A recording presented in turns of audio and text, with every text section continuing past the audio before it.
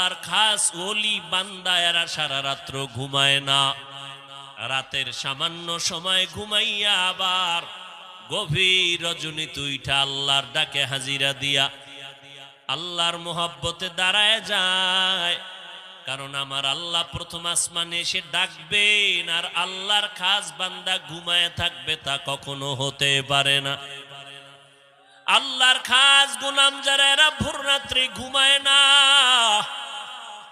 এই রাতের বেলা উঠিয়া তারা আমার মাওলার সাথে গোপন লাইনে কথা বলতে থাকে। সব মানুষ ঘুমায় গেল, সব নদীর মাছ ঘুমায়, পশু পাখিরাও ঘুমায়, ঘরের মধ্যে মেয়ে ছেলে পরিবারের সবাই ঘুমায়, কিন্তু যারা আল্লাহর খাস বান্দা তারা যায় নামাজ বিছাইয়া ডাক দিয়া কয়, হে মালিক, তোমার আশিক তোমার দরওয়াজায় হাজির হয়ে গেল। ও আল্লাহ, তুমি মেহেরবানি করে কবুল করে নাও। আল্লাহ পাক বলেন, বান্দা যখন আমাকে ডাক দেয় আমি আল্লাহ রহমতের দরজা দিয়া তার ডাকটা কবুল করে নেই।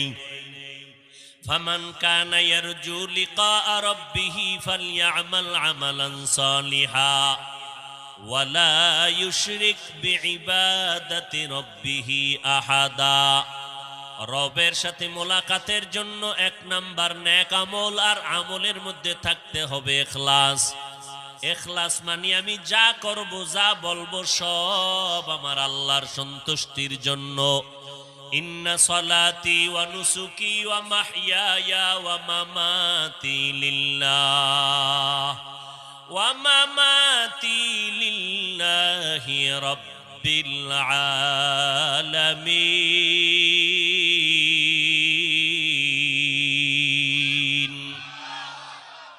আমার কোরবানি, আমার নামাজ, আমার বেঁচে থাকা, আমার মরে যাওয়া সব আমার আল্লাহকে রাজি করার জন্য আমি বয়ান করি, আল্লাহর জন্য।